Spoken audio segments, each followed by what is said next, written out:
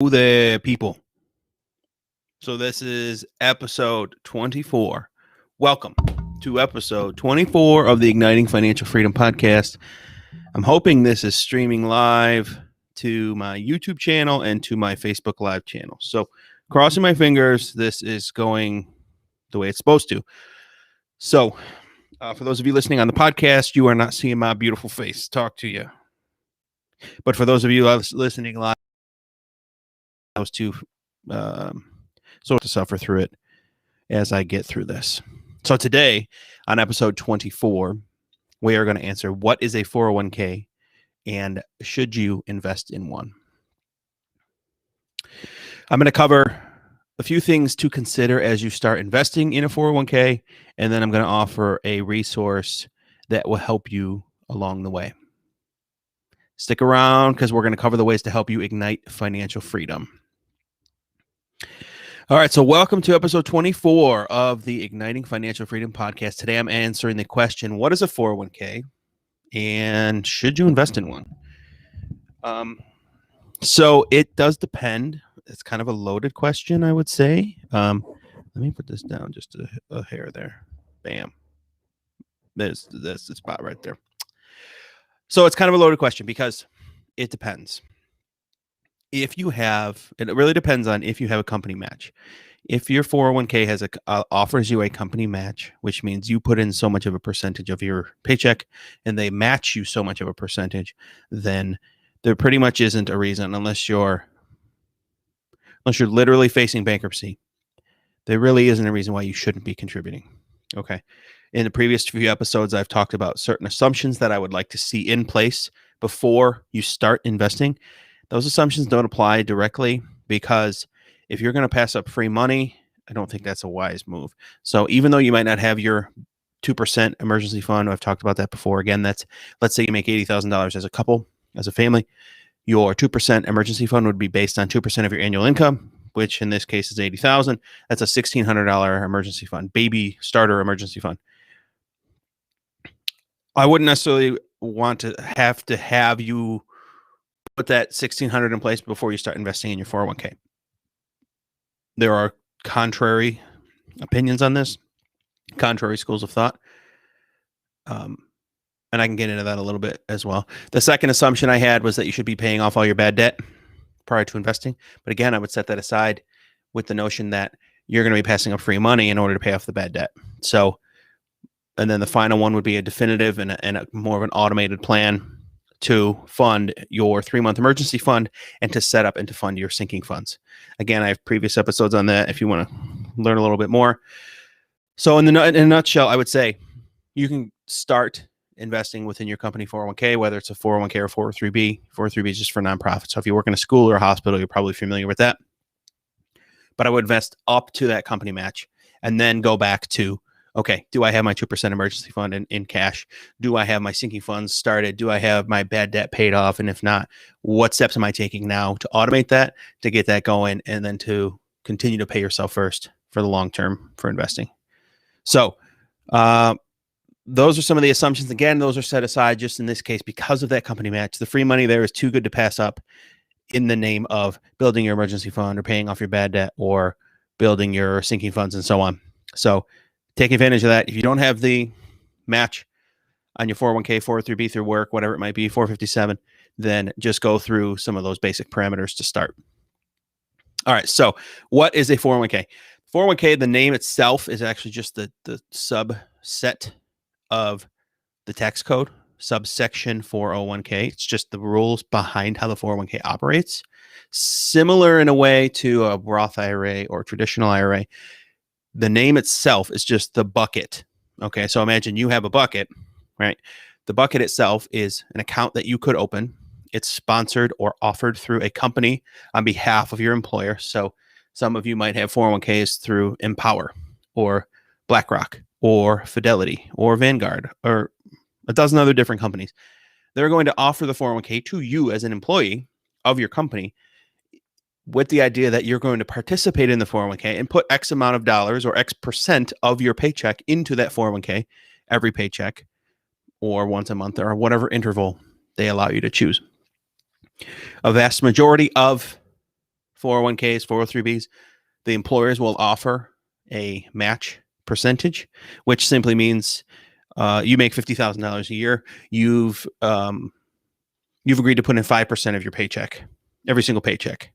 Okay, so $2,500 a year is going into your 401k, right? A little slice of it every paycheck. Okay, roughly, what is that? 200 and change every month. Okay, so let's just pretend you get $100 twice a month into your 401k. Well, if your company allows you percent match, that means that another $100 on their behalf is going into your 401k every single paycheck. So $2,500 a year is going in on your behalf. $2,500 a year is going in on your company's behalf. So that is the killer piece to this whole thing, and that is why I'm allowing you to kind of move around or circumnavigate the emergency fund requirement assumption and the bad debt requirement that you need to pay off and the emergency fund and sinking fund assumptions that I'm making before you start investing. In this case, if the 401k, if you have the match, get up to the match. Get that 3%, get that 5%, whatever it is, get that funded completely, because you're leaving $2,500 on the table in that example I made if you're not doing that. Okay. From there, once you hit the match, then if some of those assumptions aren't met, go back, work on those. Then come back and put more money into the 401k, or listen to my last episode about Roth IRAs. Maybe that's an option for you if you qualify, right? Okay, so then from there, keeping in mind that there is there's a few other conditions or pieces that I want to cover on this. So you have the ability to contribute up to $19,500 a year into the 401k. For most of you, that'll be plenty of enough room to do what you need to do, right? You have a $6,500 catch-up provision if you're over 50 years, giving you a full amount of $26,000 annually to dump into this thing, which is great. That's the 401k parameters. 403b parameters should be the same. Don't quote me on any of that. And then you've got either employer-sponsored plan like a 457 if you're a government employee, or some other employer-sponsored plans that are maybe a little bit different if you work for a smaller employer. Maybe like a solo 401k or a SEP IRA or something that you can participate in that will work similarly, but may not have a match condition within them. Okay. So the match percentage, let's use the same example, the $2,500 a year that your employer puts in at 5%, that typically goes into the traditional side of the 401k. That means that it's going to behave from a tax standpoint like your traditional IRA, meaning the money goes in and it's taxed when you're ready to pull it out. You don't get the tax advantage, the tax deduction right now, but after 59 and a half, as long as you're that age, you can pull that money out with no penalty. Okay. So your contributions go into that bucket as well. If you have the option to do a Roth 401k, I would certainly encourage you to do that for your part, for your 5%, your $2,500 a year. Okay. So then you're essentially creating two buckets. You've got the Roth 401k, which is all of your money going in, and you've got your employer's chunk, which typically goes in, boom, once a year. So usually in the springtime, depending on when they do their, reconcile their books. That $2,500 goes in, boom, into the traditional 401k once a year, and then it grows and grows and grows. You've got the after-tax money in the Roth 401k, and you've got the pre-tax money that the employer puts in the traditional or regular side of the 401k. Should you take a withdrawal or leave the company and close the accounts, you're going to, of course, pay income tax on the pre-tax bucket that the employer contributes. Or if you do the traditional 401k, you're going to pay income tax on that. And then you're also going to pay a 10% early withdrawal penalty. So it really is ideal to leave this alone as long as you can. Treat it like a long-term bucket. Treat it like a retirement account.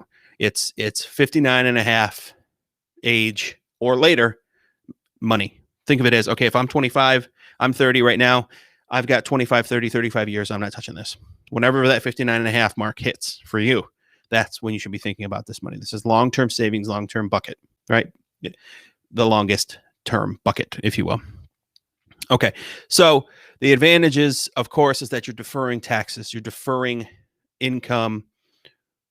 You're deferring any capital gains or dividends on the money that's in this bucket, whether it's the Roth or the traditional or some combination of the two. So you're not going to be paying taxes on the dividends or taxes on the interest or taxes on any of the gains as time goes on, which is a huge advantage. You would get a tax deduction if you contributed to the traditional side of the 401k, you of course don't get the tax deduction if you contribute to the Roth side of the 401k, because the first part goes in pre-tax, so you get the tax deduction, but then you pay tax on the back end. The Roth part goes in after tax into the account, and then when you take it out, you take it out tax-free, but you don't get the tax deduction on the front end. So things to consider. If it were me, if I had to pick one, again, this is me. Can't say I'm what you do in your situation, but I would consider the Roth 401k, and I did participate in that while I was working for an employer. Okay, so at this point, you're wondering, should you invest in one? Yeah, I mean, short answer is yes, you should, particularly if you have a match offered. If you don't have a match, I would consider some of the assumptions I mentioned first and make sure those are lined up and completed, or checked, boxes checked, if you will, before I considered investing in the 401k. I would consider a Roth IRA prior to considering the Roth 401k because it's a little more versatile. You have a lot more options to consider inside the Roth 401k. Inside the Roth IRA, assuming that you don't have a match. If you don't have a match, it's not as advantageous. So that's some things to consider and to weigh, depending on, and it will hopefully help make your decision. You do have quite a few options traditionally inside a 401k plan. Take a look at the actual funds themselves and the options you have within there. I've talked previously about just some generic recommendations on what types of funds you should consider. I'll talk about that here closer to the end of this episode. So again, the biggest driver for this is you're foregoing some of the parameters if there's a match with your 401k for 403b. If there isn't, go back and satisfy some of those parameters on what I mentioned, some of those assumptions in the beginning. You're doing up to the full match, and you're looking at the Roth 401k if it's available. There's something called the vesting schedule, which means let's use the 2,500 example again. Okay, so $2,500 is going in every year on your employer's behalf, for your behalf, but your employer is doing it for you. Let's say your vesting schedule is 5 years. And it's just flat out, you're 100% vested after 5 years. What that means to you is that after 5 years, let's just say you're making $50,000 after 5 years, no raises, just to keep the number simple. You're going to have $12,500 on behalf of your employer in their contribution side of your 401k bucket, right? So you've got their contributions on your behalf, $12,500 sitting there. That's assuming no growth. Obviously, it should be higher over a 5-year period. The vesting schedule works, though, that you would typically have to stay at your employer for that 5-year period in order to take that $12,500 with you if and when you leave the company. If you leave before the 5-year mark, your $12,500 that you've contributed, you take that with you, but you leave that $12,500 from your employer's contributions on the table. Okay, so be very crystal clear on how your vesting schedule works with your employer and know where you're at on that timeline and how that sways into how long you plan on staying. Okay. You do have the ability to take loans on a 401k. What that means to you is you can basically borrow against it. You're borrowing from yourself and you are taking money out at sometimes 4, 6, 7, 8% in order to take out cash. It doesn't count as a distribution. It doesn't count as taking money out like you would if you took a straight withdrawal. It's a loan. So you're taking $5,000, $10,000, usually up to a certain percentage of your balance.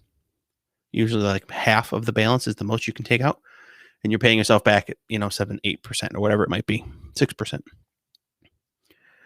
Not the best choice. Okay. I did this when I had to. Maybe I shouldn't phrase it that way. I chose to. Okay.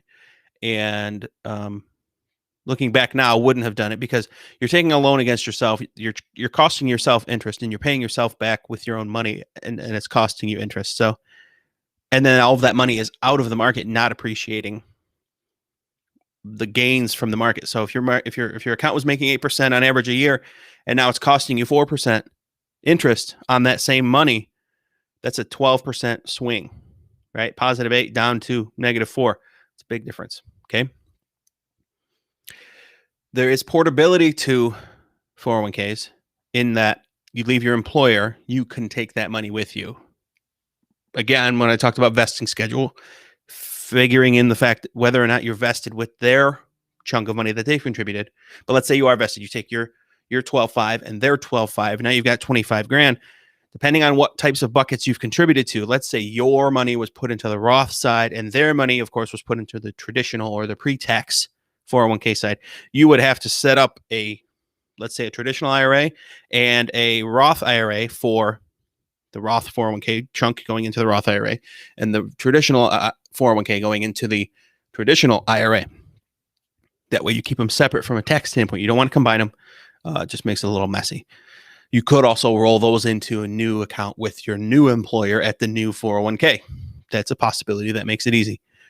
Or you can leave it at your old employer if you really wanted to. Okay, so keep in mind, one other thing I'll add, there's what you could do is an annual increase or step up in your contribution percentage, which is a very good habit to get into. So that's what I'd say is definitely a pro tip. If you want to start at 5% and you're getting a 5% match, you do a 1% annual increase. And after that third, fourth, fifth year, now you're at 10% contribution mark at that fifth year. And it's only stepped up 1% a year. So again, if you're putting $2,500 in a year and you're going up 1%, that's only an extra, what is that, $500 on a $50,000 salary. You're not going to feel that all that much, right? What is that, 40 something dollars a month? $22 a paycheck, probably. I don't know what that is, just off the top of my head. You're not going to feel that. But after 5 years, yes, it's $100 more total per paycheck from year 1 to year 5. But those incremental increases, you're not going to feel that. Okay. So that's how you begin to grow that wealth, is to drive up that savings rate. And I love setting things up automatically to just protect yourself from yourself, remove yourself from the equation, put that auto increase on there and leave it alone. Okay. And it just continues to climb. And before you know it, your savings rate is 10, 15, 20%. Okay. So go to your 401k provider, look through the list of funds that they have available. Go back to a couple previous episodes where I talk about the types of funds you should have, the types of investments you might want to consider. But just to keep it simple and kind of a quick run back, ideally, you're going to look for something that's an index-based fund. It's going to have a majority of its investments within stock. If you're, in your 20s, 30s, 40s, 50s even, you're still going to have a majority of your investments in stock. Okay. If you're working, let's say you're still at a 60 or a 65 year mark for when you want to retire, a majority of your investments should be in stock overall. Okay. Unless you're already retired or close to retirement, vast majority, 70, 80% or higher should be in stock. Okay. Ideally, you're looking for something that is broadly diversified. It's a mutual fund that owns multiple thousands of companies, stock and bond, but again, mostly stock. Could be internationally based, could be just US based, because nowadays most US companies are global, right? Apple's based in California, but they sell iPhones all over the place. Tesla's based in wherever they're based, but they sell cars all over the place, right? Amazon's based in wherever they're based in, but they sell stuff all over the world. So yes, they're an American company, but they're certainly global. Okay. And altogether, we've got to make sure that you know how much these funds are costing you. Research the expense ratio, know how much it costs you, and know that number. Keep that below, ideally, 0.2%. So 1/5 of 1%. Okay. All right. So I think that is all I have for you today.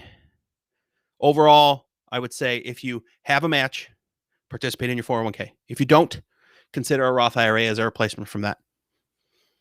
If you don't have some of those parameters lined up, like I mentioned in the beginning of the episode with your emergency fund cash, your bad debt, your sinking fund, work on getting those lined up. Work on achieving those milestones. Okay.